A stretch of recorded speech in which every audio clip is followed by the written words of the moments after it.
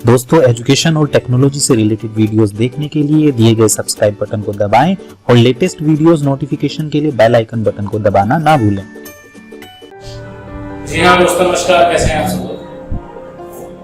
आज हम लोग सी प्रोग्रामिंग लैंग्वेज का कुछ कंसेप्ट जो हमारी बाकी रह गई थी, उन्हीं कंसेप्ट में से कुछ कंसेप्ट को सेलेक्ट करके लाए हैं आपके लिए। और वो कंसेप्ट सी के साथ साथ सी प्रोग्रामिंग का जो अगला पोर्शन होता है जिसमें लोग एडवांस सी कंसेप्ट स्टडी करते हैं, और साथ ही जो सी प्लस प्लस होता है वहाँ पर भी इसका काफी बड़ा रोल होता है। कंसेप्ट को स्टार्ट करने से पहले मैं आपका अपने स्टैक मास्टर एजुकेशन चैनल में आप सभी का स्वागत करता हूँ, और साथ ही आशा और उम्मीद करता हूँ ये जो मैं प्रयास करता हूँ आपके लिए, ये प्रयास आपको कहीं ना कहीं अपडेट कर रहे हैं। और मैं पूरी कोशिश करता हूँ कि आपको संतुष्टि मिले और आप कहीं ना कहीं आपको इन सभी क्लास का फायदा जरूर मिल रहा होगा। लेकिन अगर फिर भी आपको कोई प्रॉब्लम है, किसी तरीके का कोई कंफ्यूजन है, तो आप लोग नीचे कमेंट सेक्शन में टाइप करें, सेंड करें और कॉल पर अपनी प्रॉब्लम्स का समाधान लेते रहिए। तो क्लास में स्टार्ट कर रहा हूँ, और क्लास का कंसेप्ट क्या है वो फटाफट देखिएगा। क्लास के अंदर मैं थ्योरेटिकली लेके चल रहा हूँ आज, और आप प्रैक्टिकली करके देखिएगा। लेकिन फिर भी कोई प्रॉब्लम आती है तो मैं प्रैक्टिकल क्लास भी आपको शो करके दिखाऊंगा नेक्स्ट क्लास में। तो आइए फटाफट क्लास स्टार्ट करते हैं और देखते हैं आज क्लास का कंसेप्ट क्या है।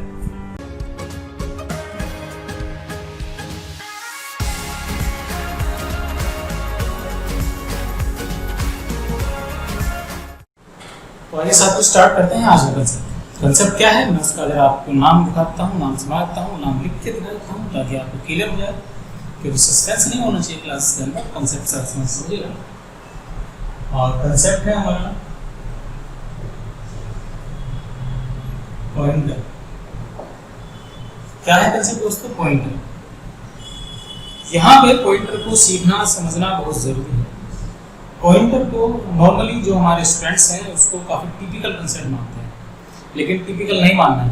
मैं आज आपको बेस बना के चलता हूँ। पॉइंटर क्या होता है आपको सिर्फ इतना ही समझना है आज। पॉइंटर बेसिकली क्या है, क्या रोल प्ले करता है। किसी तरह का तामझाम आज आपको स्टडी नहीं करना है, क्योंकि अगर आपने इंट्रोडक्शन समझ लिया, आपने यूज समझ लिया, आपने प्रैक्टिकल समझ लिया, तो आपके लिए पॉइंटर एक फील होगा, आपके लिए एक क्या कहते हैं इंजॉय करने का। प्रोग्रामिंग में जो हम इंजॉय करते हैं, जो किसी तरह के हम लोग कंसेप्ट के साथ खेलते हैं, वो आप करेंगे पॉइंटर के साथ। जी हाँ, पॉइंटर का यूज समझना है आज आपको। मैं बहुत ही सिंपल कंसेप्ट से लेके चलूंगा आपको।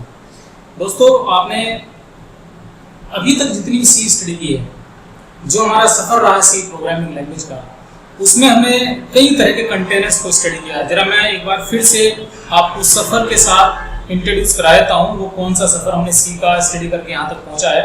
आपने एक कंटेनर देखा था और सीखा था, समझा था, प्रैक्टिकल किया था, यूज किया था, वो था वेरिएबल।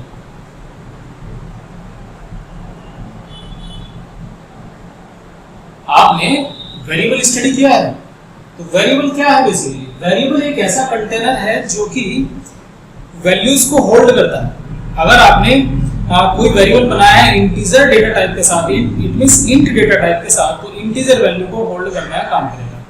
साथ ही अगर आपने डेटा टाइप चेंज किया, लाइक जब फ्लोट आप इस्तेमाल कर रहे हैं, तो आपको डेसिमल वैल्यूज को स्टोर करने की फैसिलिटी मिलेगी। अगर आपने कैरेक्टर वैल्यू स्टोर करना चाहते हैं, तो कैर डेटा टाइप के साथ आपने वेरिएबल बनाया होगा, तो वहां पर हम लोग जी हाँ कैरेक्टर वैल्यू को स्टोर कर पाएंगे। तो आप डेटा टाइप चेंज करते चले जाते हैं और वैल्यू स्टोर करते चले जाते हैं वेरिएबल के अंदर। जी हाँ, वेरिएबल एक simple one time value holder है। एक वैल्यू आपने एक स्टोर कर दी है, अगर आपने नेक्स्ट कोई वैल्यू स्टोर करने की कोशिश की तो प्रीवियस वैल्यू को वो फिनिश कर देगा, डिस्कार्ड कर देगा, रफ कर देगा। बिल्कुल सिंपल और साधारण कंसेप्ट है आपके लिए। अगर इसी कंसेप्ट को थोड़ा सा आगे बढ़ाना है, इट मींस वेरिएबल में हमने क्या देखा, एक वैल्यू एक समय में स्टोर करेगा, एक से ज्यादा वैल्यू को वो स्टोर नहीं करता है। ये कंसेप्ट क्लियर है। अब हमारी सी प्रोग्रामिंग लैंग्वेज ने इस लिमिटेशन को इंप्रूव किया। वेरिएबल में एक लिमिटेशन खास ये थी कि वो एक समय में एक वैल्यू को स्टोर कर रहा है। एक से ज्यादा वैल्यू अगर स्टोर करनी है तो सी ने हमें क्या दी? एरे। एरे का हमने इस्तेमाल किया। और याद है आपको एरे? जी हाँ, एरे हमने अलग अलग तरह के एरे इस्तेमाल की। इंटीजर वैल्यू का आपका कलेक्शन करना है तो आप इंट वेरिएबल के साथ आप एरे बनाते हैं। अगर आप कैरेक्टर वैल्यू को स्टोर करना चाहते हैं, कलेक्शन ऑफ कैरेक्टर इस्तेमाल करना चाहते हैं, इसमें स्ट्रिंग्स स्टोर करना चाहते हैं, तो आपने केयर के साथ इस्तेमाल किया था और अलग अलग तरह के आपने स्ट्रिंग फंक्शंस भी इन क्लासेस के अंदर स्टडी किए, जो क्लास हमने आपको स्टडी कराई है। थोड़ा सा आगे और बढ़ते हैं हम लोग। एरे में हमें एक limitation the number of the elements की, कि कितने एलिमेंट्स के लिए बाउंड कर रहे हैं एरे को। हम एरे का साइज स्पेसिफाई करते हैं। अगर आपने 10 नंबर्स या 10 कैरेक्टर्स के लिए एरे बनाई है तो आप लोग एरे इस्तेमाल करते हैं और उतने ही कैरेक्टर आप स्टोर कर पाते हैं जितना आपने साइज दिया है एरे का। जी हाँ, वेरिएबल के केस में क्या देखा, डेटा टाइप ने बाउंड किया कि किस टाइप की वैल्यू आप स्टोर कर रहे हैं, और ये पूरी तरह से क्लियर होना चाहिए आपको। वेरिएबल एक वैल्यू को ही स्टोर करता है। अगर एक से ज्यादा वैल्यू आप स्टोर करने की कोशिश करेंगे तो वैसी फैसिलिटी आपको यहाँ नहीं मिलेगी। और अगर आप फिर भी एक वैल्यू को स्टोर करने के बाद आगे आने वाले समय कोई नेक्स्ट वैल्यू स्टोर करते हैं तो प्रीवियस वैल्यू को वो जो है डिस्ट्रॉय कर देगा। एरे के साथ हमने बताया आपको कि डेटा टाइप ने ये तो डिसाइड किया, वो जो लिमिटेशन यहाँ डेटा टाइप की है वही लिमिटेशन यहाँ भी आपको मिलेगी कि आपने जिस टाइप का डेटा टाइप इस्तेमाल किया वैसी ही कलेक्शन आप एरे के अंदर कर पाएंगे। जी हाँ, और नंबर ऑफ द कैरेक्टर्स या नंबर ऑफ द जो क्या कहते हैं कि काउंटिंग, कितने कैरेक्टर्स या कितने नंबर्स आपको स्टोर करने, वहां साइज आपको स्पेसिफाई करना होता है। यानी कि यहाँ पर कलेक्शन हो जाएगा नंबर्स का और कैरेक्टर्स का। ये मैंने जनरल आपको इंट्रोडक्शन दिया। अब यहाँ पर पॉइंटर का रोल क्या रहा, बात करें कंटेनर्स की।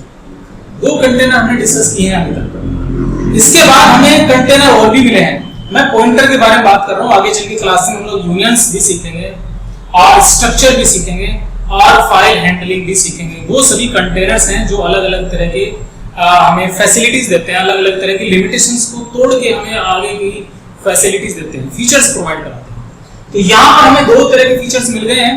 सिंगल वैल्यू स्टोर करनी है और मल्टीपल वैल्यू स्टोर करने के लिए हमें वेरिएबल्स और एरे मिलेंगे।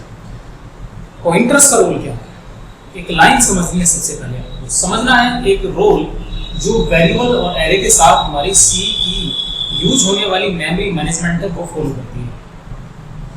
अगर हम लोग वैल्यू स्टोर कर रहे हैं, आपको याद होगा जब हम लोग स्टार्टिंग कंसेप्ट सीख रहे थे, एरे हो या वेरिएबल हो या कोई भी कंटेनर हो जो कि वैल्यू को होल्ड कर रहा है तो वो मेमोरी जरूर लेगा, यानी कि कहीं ना कहीं मेमोरी यूटिलाइज करेगा। वो मेमोरी होती है रैम। जी हाँ, आपको याद होगा रैम ही है वो टेम्परेरी है जिसके अंदर हमारे कंटेनर्स मेमोरी यूटिलाइज करते हैं, मेमोरी को यूज करते हैं। लेकिन वेरिएबल जब मेमोरी को यूज करते हैं या एरे जो मेमोरी को यूज करते हैं तो आपको ये आइडिया होगा, ये क्लियर होगा, वो कोई ना कोई स्पेस लेगा। वो जो स्पेस लेता है वो बेसिकली एक फिक्स्ड ब्लॉक्स होते हैं और वो जो ब्लॉक्स होते हैं उन्हीं ब्लॉक्स के अंदर जहां पर वैल्यू स्टोर हो रही है उन ब्लॉक्स के अपने एक स्पेसिफिक एड्रेस भी होता है। समझिएगा पॉइंटर्स का रोल। मैं पॉइंटर्स के रोल पे आ रहा हूँ। पॉइंटर्स आपको किस तरह की फैसिलिटी देता है, पॉइंटर्स का रोल क्या है, एक लाइन में लिख देता हूँ आपके लिए, फिर से समझते हैं क्या होता है। क्या है, it is horse memory address of the variable। बहुत ही सिंपल है, ये है simple definition of the pointer. ये लिखा है हमने, it is halls the memory address of the variable. किसी भी वेरिएबल का मेमोरी एड्रेस को स्टोर करने का काम करता है।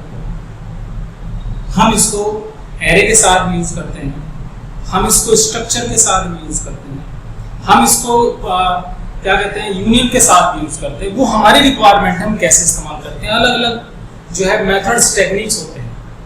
तो आपको सिर्फ एक लाइन समझनी है फिलहाल कि pointer use to store the memory address of the variable. किसी भी वेरिएबल का, किसी भी कंटेनर का, जैसे हम एरे और वेरिएबल के बारे में बात कर रहे हैं, इनके मेमोरी एड्रेस को स्टोर करने का, पॉइंट आउट करने का काम करता है। क्या? कौन? पॉइंटर। जी हाँ। अब पॉइंटर को क्रिएट कैसे किया जाए, क्रिएट करने का कंसेप्ट हमें पता होना चाहिए। अभी मैं आपको थोड़ा सा डिटेल में लेके चलूंगा। पॉइंटर को क्रिएट करते हैं लोग, मैं एक लाइन लिख देता हूं आपके लिए, क्रिएट्स विद एस्टेरिस्क साइन। जी हाँ, एक साइन होता है एस्टेरिस्क साइन, ये जिसे हम लोग मल्टीप्लाई के लिए यूज करते हैं। अगर आप इसको यूज करते हैं किसी भी वेरिएबल को बनाने से पहले तो वो बन जाता है पॉइंटर। जी हाँ, सिंटैक्स समझिएगा, देखिएगा। और इस कंसेप्ट को आसान बनाएंगे। हमने सबसे पहले डिसाइड करना होता है डेटा टाइप, और डेटा टाइप मोस्टली यहाँ हमारा क्या यूज होना है, इंट होना है। और इसके बाद आप एस्टिक साइन लगाते हैं और अपने पॉइंटर का नाम देते हैं। पॉइंटर नेम आप वैसे ही यूज कर सकते हैं जैसे आप अपने वेरिएबल का नाम इस्तेमाल करते हैं। एग्जांपल देखिएगा, ध्यान देना है, सिर्फ जनरल डेफिनेशन सीखेंगे आज हम लोग, कोई प्रैक्टिकल नहीं है, आप सिर्फ इंट्रोडक्शन सीखेगा क्या है। डेटा टाइप आपको यूज कर लिया है आपने इंट। पॉइंटर के लिए अभी हमने बात की है, ये पॉइंटर साइन होता है जो हम लोग मल्टीप्लाई के लिए यूज करते हैं, वही सिंबल है। और यहाँ इसके बाद कोई स्पेस नहीं देना, पॉइंटर का नाम आप जो रखना चाहे आप रख लीजिए। सपोज मैंने पॉइंटर का नाम रखा पीपी। अब इस पॉइंटर के पास स्पेशल पावर आ रही है, स्पेशल फीचर इसके पास आ गया है, ये मेमोरी एड्रेस को स्टोर कर पाएगा। किसके मेमोरी एड्रेस को स्टोर कर पाएगा, वेरिएबल के मेमोरी एड्रेस को स्टोर कर पाएगा। जो वेरिएबल आप बनाते हैं वैल्यूज को स्टोर करने के लिए, बिल्कुल जनरल आप सिंपल समझने की कोशिश करिएगा। फॉर एग्जांपल, आपने एक वेरिएबल बनाया है इंट x, वेरिएबल तो आप बनाते हैं। अगर आप वेरिएबल बना रहे हैं, आपने इसी तरह से एक बना दिया है पॉइंटर, जी हाँ ये बनाया। अब क्या होगा इन दोनों के साथ, मेमोरी में दोनों को ही ब्लॉक को स्पेस मिलेगा, जगह मिलेगी। कितनी जगह मिलेगी, क्योंकि ये भी इंट टाइप का है, 2 बाइट्स का ब्लॉक का जो साइज है रैम के अंदर, x को मिलेगा 2 बाइट्स का, आपके पीपी को मिलेगा, क्योंकि ये पॉइंटर है। खास बात क्या होगी, जब x बनेगा उसको जो ब्लॉक रिजर्व हो रहा है उसका भी अपना एक एड्रेस होगा, और जब आप पॉइंटर बना रहे हैं तो वो भी रैम के अंदर कोई स्पेस लेगा और उसका भी अपना एक एड्रेस होगा। x के पास एक वैल्यू है जो हमने यहाँ डाली, सपोज x के अंदर हमने डाली वैल्यू 100, तो x के पास एक वैल्यू पहुंच जाएगी 100। पॉइंटर के पास अभी कुछ नहीं है, कोई ना कोई गार्बेज वैल्यू हो सकती है। अब हमने क्या किया, x का जो एड्रेस है, क्या है एड्रेस हमें नहीं पता है, आप देख नहीं पा रहे हैं, लेकिन उसको एक्सेस किया जा सकता है। उसकी टेक्निक कौन सीखेंगे, लेकिन हम फिर भी मान लेते हैं लोग क्या है, ये हमने यहाँ पर जो ब्लॉक बना है उसका सपोज हमने एड्रेस रखा 65321, हमने रखा नहीं, मान लिया कोई भी, जस्ट इमेजिन कि ये एड्रेस है, एड्रेस ऑफ x, ये हमने एड्रेस माना, क्योंकि हर एक ब्लॉक का अपना एक स्पेसिफिक एड्रेस होता है जहां पर वैल्यू स्टोर होती है। इस ब्लॉक का एड्रेस हमें क्लियर हुआ 65321 है। पॉइंटर का रोल हम बताते हैं मेमोरी एड्रेस को स्टोर करेगा, वैल्यू को स्टोर नहीं करेगा। आप ऐसा नहीं लिख सकते कि pt = 200, ऐसा अलाउड नहीं है। आप ऐसा नहीं लिख सकते कि pt = सपोज 100 या 200, ये अलाउड नहीं होगा, ये नहीं चलेगा। आप सिर्फ एड्रेस को स्टोर कर पाएंगे। x का एड्रेस हम स्टोर करना चाहते हैं, हमने लिखा pt = एड्रेस ऑपरेटर के साथ x लिखा।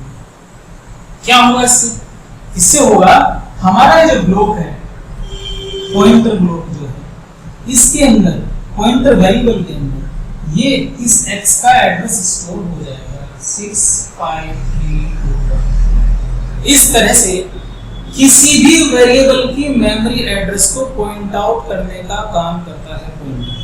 समझना है आप, ध्यान देना है। अगर मान लिया जाए मुझे आपको फोन करना है,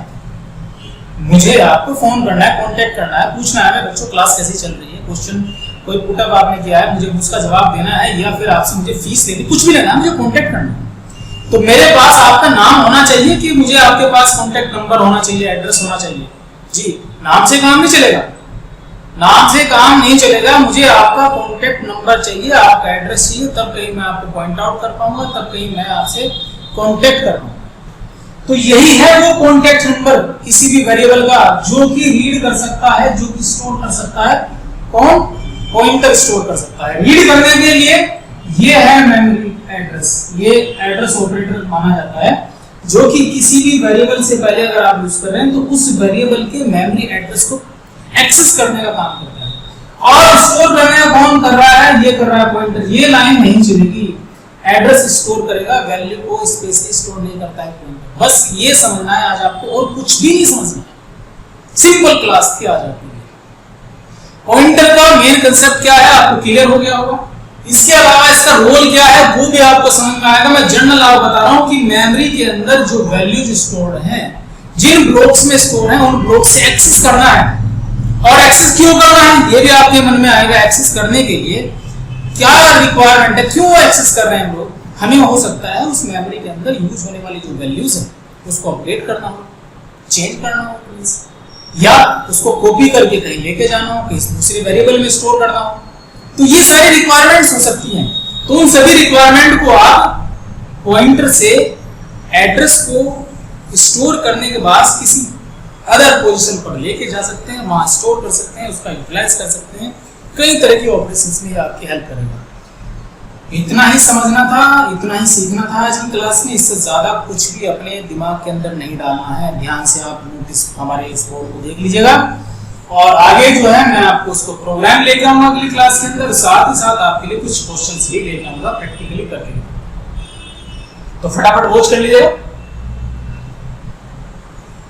क्या है, कुछ नहीं है, सिंपल है बिल्कुल। आपको अपना डेटा टाइप डालना है और एस्टेरिस्क साइन लगाना है, पॉइंटर का नाम लिखना है, लिमिटेशन ध्यान रखिएगा। जैसे वेरिएबल का नाम लेना है वैसे ही पॉइंटर का नाम लेना है। एस्टेरिस्क साइन लगा देना है, स्पेस आपको नहीं देना, ध्यान रखना है। और डेटा टाइप इंट रखना है, और पॉइंटर का नाम आपने जैसा रखना चाहे आप रख लीजिएगा।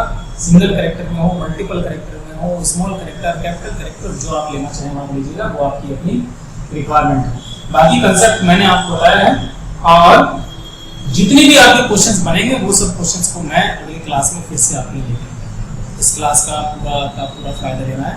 बहुत ही आसान तरीके से मैंने आपको बता दिया, प्रैक्टिकल नहीं बताया, सिर्फ थ्योरी बताइए, ठीक है।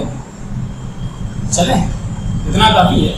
काफ़ी क्लासेस हमारी हैं अभी, लेकिन मैं पूरा प्रयास करूँगा जो इन क्लास को समराइज करके आपके लिए सी को फिनिश करके हम लोग जल्दी से C++ या पाइथन वगैरह जो प्रोग्राम वगैरह वो हम लोग उसमें रेडी जी। फिलहाल तो इधर लगते हैं आज क्लास में। Thank you.